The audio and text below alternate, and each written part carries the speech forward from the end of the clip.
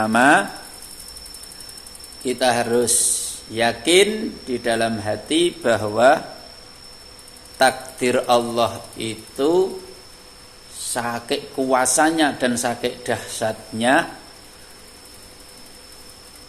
itu bisa terjadi sesuai nafas kita.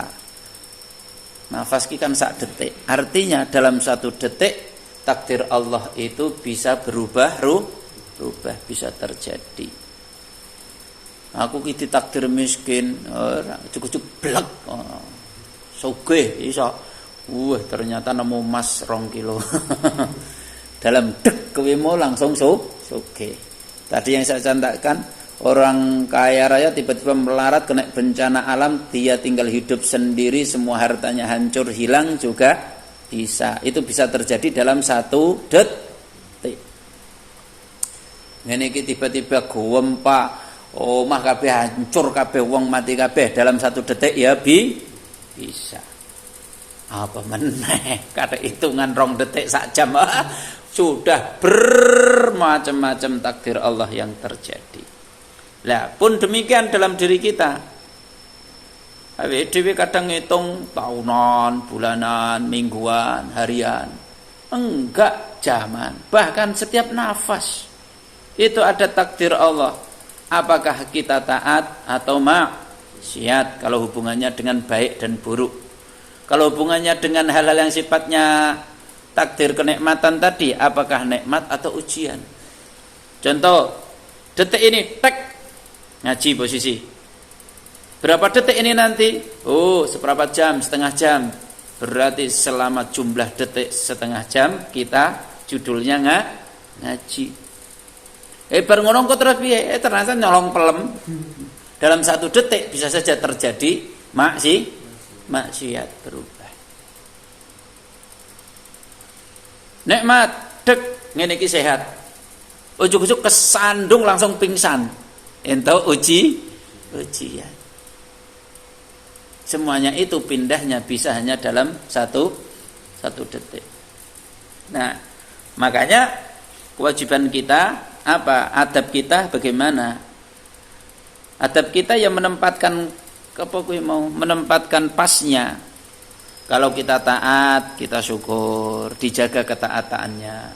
Kalau kita lagi maksiat, segera bertaubat. Kalau kita mendapat nikmat, bersyukur. Kalau kita mendapat ujian, musibah, bersabar. Nah, engkau akhirnya judulnya semua baik. Ajaban li amril mukmin kayak hadis. Semua yang terjadi pada orang mukmin itu harus bernilai baik. Arek musibah atau arek nikmat. Sebab nek wayah nikmat dadine syukur, nek musibah dadine sabar. Artinya takdir kita yang boleh jadi bergonta-ganti dalam 1 nafas 1 detik itu tadi semua bisa bernilai baik. Tiba-tiba orang menangis setelah tertawa terbahak-bahak gara-gara entuk kabar. Bang, bapakmu mati. Wis, berguyon padahal langsung mesti drodes mili. Nah, itu menunjukkan bahwasanya dahsyatnya takdir Allah. Adab kita seperti tadi, menempatkan yang pas bagaimana? Apakah kita harus sabar atau harus bersyukur? Apakah kita harus menjaga taat dan menghindari maksiat? Tapi lebih dari itu semua, kuncinya adalah bagaimana setiap nafas kita itu selalu bersuluk kepada Gusti Allah, alias mengandung Allah. Mulane nek cara wong ahli makrifat, awake dhewe nafas ini sangat berharga sekali. Makanya harus ditebus dengan ingat Allah, ingat per nafas alias dzikir nafas.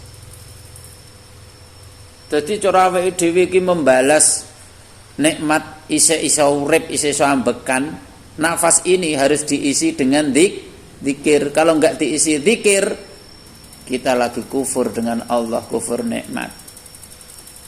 Makanya Nabi kan bersabda, perumpamaan orang yang berzikir kepada Allah dengan orang yang tidak berzikir kepada Allah seperti perumpamaan orang hidup dan mati. Ayo pas lah.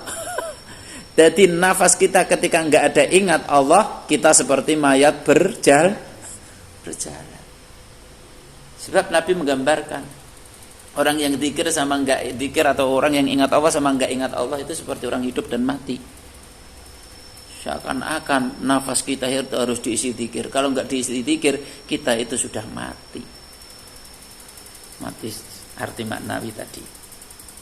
Makanya intinya adalah seperti itu. Setiap nafas kita harus nyambung Allah, sehingga semua apapun amal kita, yang nafas otomatis lah ya melekat pada diri kita dah. Nafas kita untuk kerja, nafas kita untuk usaha, nafas kita untuk sibuk apapun, nafasnya isinya apa? Seluk nyambung Allah. Sehingga apa itu tadi dawuh arifin yang berbunyi apa mau at-turuqu ilallah bi'adati anfasil khalaik. Jalan menuju Allah itu menurut bilangan nafas-nafas para makhluknya. Artinya setiap nafas yang berhembus itu bisa menjadi thariqah, itu bisa menjadi jalan pendekatan diri kepada Allah.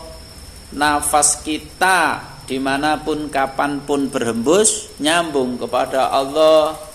Ketika sholat nafas berhembus isinya khusyuk. Ketika kita bekerja nafasnya berhembus dengan bekerja yang ingat Allah.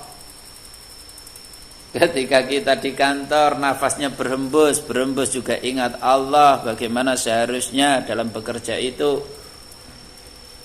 mengingat tuntunan syariat, peraturan dan macam-macam, tidak melanggarnya.